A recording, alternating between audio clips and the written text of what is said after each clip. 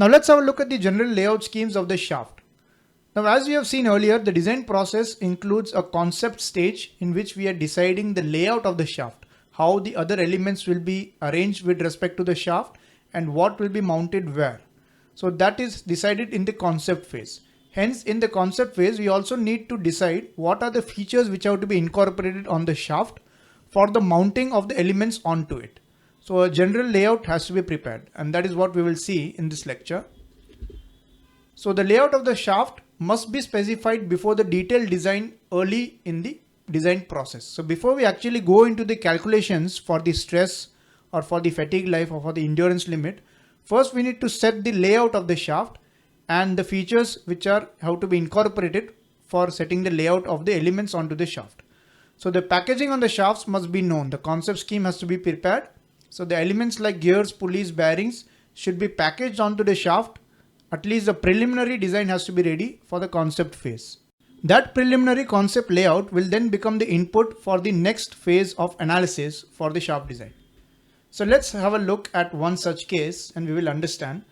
So this is a mounting scheme which has to be prepared for a pinion gear driven by a motor. So there is a motor over here. The motor is the prime driver, and that drives the pinion gear over here, which is supported between two bearings. So there are two bearings, one over here and one over here, and all the four parts are along the same axis as shown. So a shaft has to be designed which is connecting the gear to the motor and is supported by the two bearings which are connected to the housing. So if you have to design such a shaft, then it will look something like this. So the yellow color part is the shaft. So the shaft will have two steps, one step over here, one step over here, which will allow the bearings to be assembled on either side. So this end of the shaft will be connected to the motor via a coupling, and the gear has to be fastened or rigidly mounted onto the shaft. And there can be multiple ways of doing that, as we will see in the coming lectures. Let us consider the keyway mechanism by which the gear is mounted onto the shaft. So there will be a keyway on the shaft as shown over here. There will be a keyway over here on which the key will be assembled that interfaces between the gear and the shaft, and there will be two steps, one here and one here, which will be used for assembly to the bearing. So this is a concept layout of this shaft for this application, and then this becomes the input for further analysis. So why do we require the step shafts?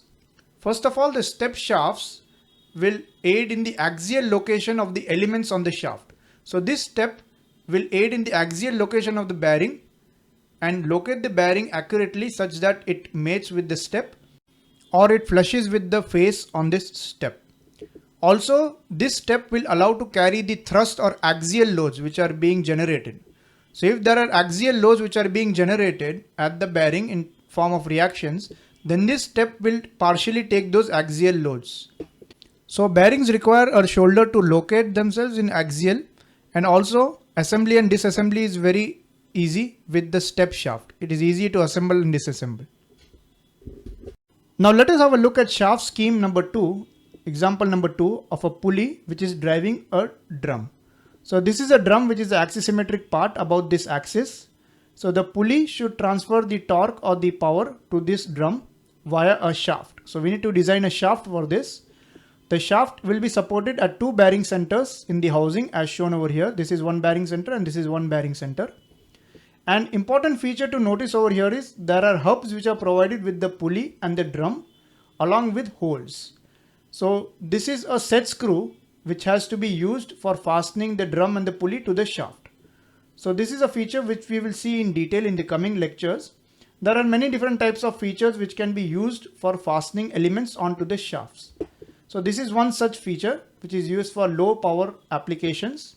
So the set screw will be inserted in the hole and the pulley will be fastened onto the shaft rigidly. Similarly, set screw will be inserted into this hole and the drum will be fastened onto the shaft rigidly. So this will be the shaft design which is shown in gray color. So as you can see, there is a hole over here through which the set screw will be inserted, a hole over here, and there are two steps, one step over here for the bearing, one step over here for the bearing. So this is the shaft design. This hole indicates the point at which the set screw will be inserted, and this hole indicates the point at which a set screw will be inserted for the pulley. So there are steps over here for the bearing support. So the step shaft ensures that the bearings are press fitted on either sides of the shaft.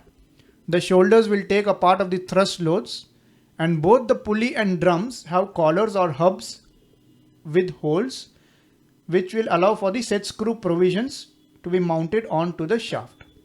Of course, there can also be pins over here. There is also another provision which is called as the pin, which is have a through and through hole through the shaft. The pin will be inserted through and through, and that is also one way of fastening the elements onto the shaft for low power applications.